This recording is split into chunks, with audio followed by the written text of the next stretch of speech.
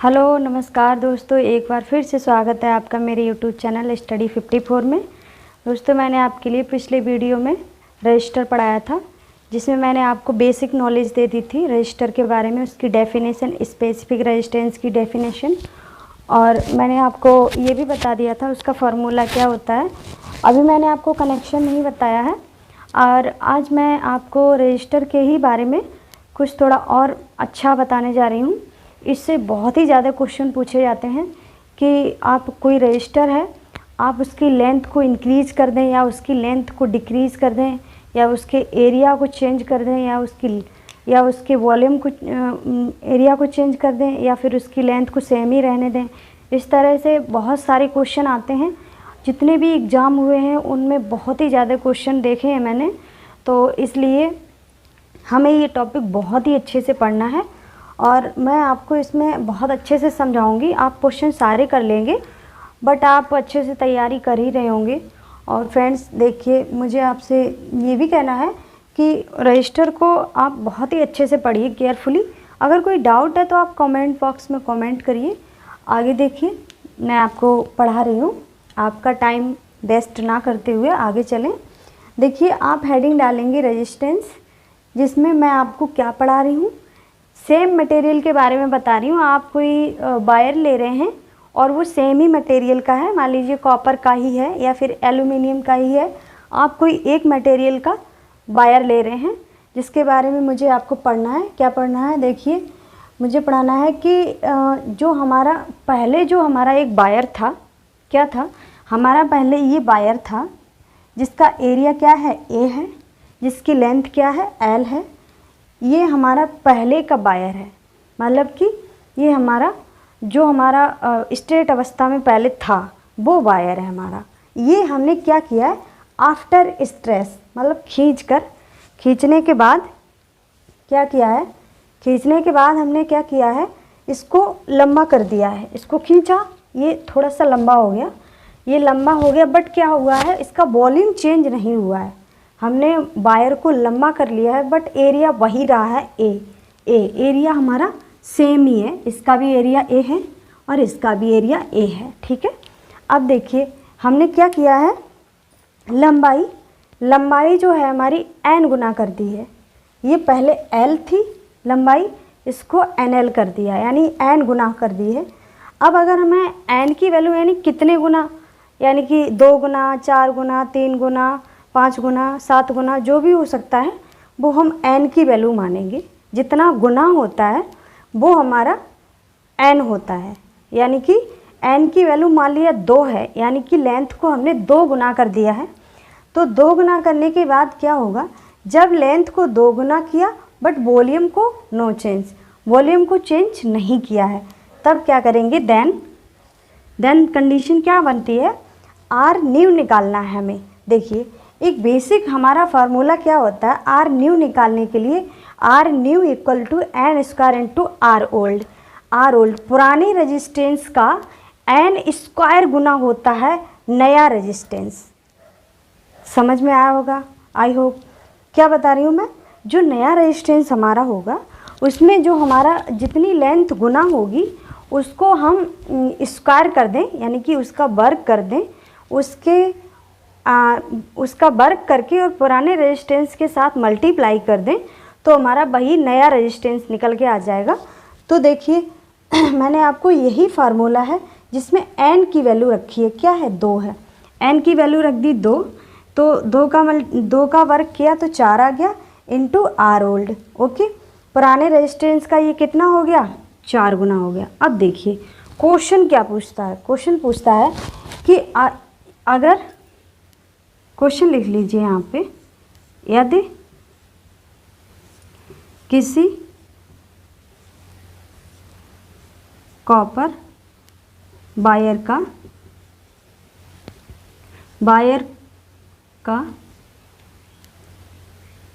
Wire की length को 2 गुना कर दिया जाए और उसके आयतन में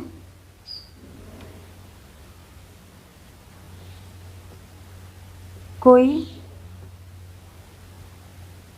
परिवर्तन ना किया जाए तो नया रेजिस्टेंस बताइए। नया रेजिस्टेंस बताइए।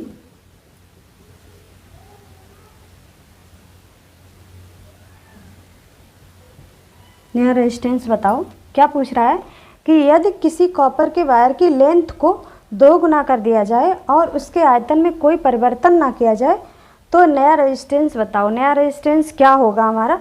तो हमें यही या फिर या नया रेजिस्टेंस बताओ ऐसे पूछ सकता है, या फिर हाँ नया रेजिस्टेंस बताओ जब पुराना रेजिस्टेंस की वैल्यू क्या हो? 5 ओम हो। ओके, ये दिया है कि पुराने रेजिस्टेंस की वैल्यू 5 ओम हो, तब हमें नया रेजिस्टेंस बताना है। अब देखिए आप इसको कैसे करेंगे। हमारा यही फॉर्मूला है, आर न्यू बराबर N square into R old. अब देखिए एन की वैल्यू कितना गुना किए? 2 गुना। अगर 2 गुना ना लेना चाहिए, यहाँ मान लीजिए 3 गुना कर लेते हैं। 2 गुना ऊपर ले लिया है तो आप सोचेंगे 2 ही गुना बार बार ले रही हैं मैम, तो 3 गुना ले लिया है। अब देखिए एन की वैल्यू हमारी क्या हो गई? 3 हो गई। अब इसमें हम 3 का एन की जगह क्या रखेंगे? R new equal to N की जगह 3 रखेंगे, इसका स्क्वायर करेंगे इंटू क्या है? 5 ओम। आर ओल्ड की वैल्यू क्या है? 5 ओम। 5 का मल्टीप्लाई करेंगे। अब देखिए क्या आएगा? 3 तिया 9, 3 तिया 9 आ जाएगा इंटू 5, 9 पंजे 45। क्या आएगा? 45 ओम। ठीक है, ये हमारा आर न्यू आ गया। आर न्यू इक्वल टू 45 ओम। इस तरह से क्वेश्चन पूछता है। अब देखिए ये तो हमारा क्या था? आयतन में परिवर्तन नहीं किया गया था। अब देखिए मुझे आपको क्या बताना है कि हमारा बेसिक फार्मूला क्या होता है? R equal to rho L upon A होता है। ओके, अब मान लिया हमने मान लिया कि हमने आयतन में चेंज कर दिया। मान लिया हमने आयतन में भी चेंज कर दिया है, तो आयतन मान लिया हमने कि वॉल्यूम क्या किया है। अब यहाँ पे कर लेते हैं, हमने compress after compress. After compress का मतलब समझ ही रहे होंगे। कंप्रेस मतलब कंप्रेस करने के बाद, दबाने के बाद कोई हमने प्रेशर डाल दिया उस पर, तो वायर पे, तो वो क्या हो गया? कंप्रेस हो गया। अब क्या हुआ है देखिए, ये हमारा वायर है,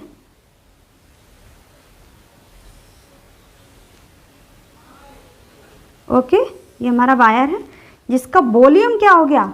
बढ़ गया है। मान लिया 2a हो गया। ओके, और लेंथ क्या है? एल ही है। लेंथ उसकी सेम ही रही, बट क्या हुआ? वॉल्यूम चेंज हो गया। देखिए मुझे क्या समझाना है आपको, जब आप क्रॉस सेक्शन एरिया को चेंज करते हैं, मान लिया कि आपने कोई वायर है उसको कंप्रेस कर दिया है, उसको कंप्रेस मतलब उस पर कोई प्रेशर डाला है जिससे वो क्या हुआ? कंप्रेस हो गया है, और उसका वॉल्यूम जो है वो 2 गुना हो गया है, और लेकिन लेंथ उसकी सेम ही है। मान लिया कि ये 2 मार्कर हैं, इनको क्या किया है कि कंप्रेस कर, ये 2 मार्कर ऐसे थे, वायर ऐसे था, उसको कंप्रेस किया तो क्या हुआ? ये ऐसे हो गए, बट क्या हुआ? वॉल्यूम 2 गुना हो गया, लेकिन लेंथ उसकी सेम हो गई। लेंथ एल है। तो क्या करेंगे देखिए, जब आप वॉल्यूम को चेंज करते हैं, when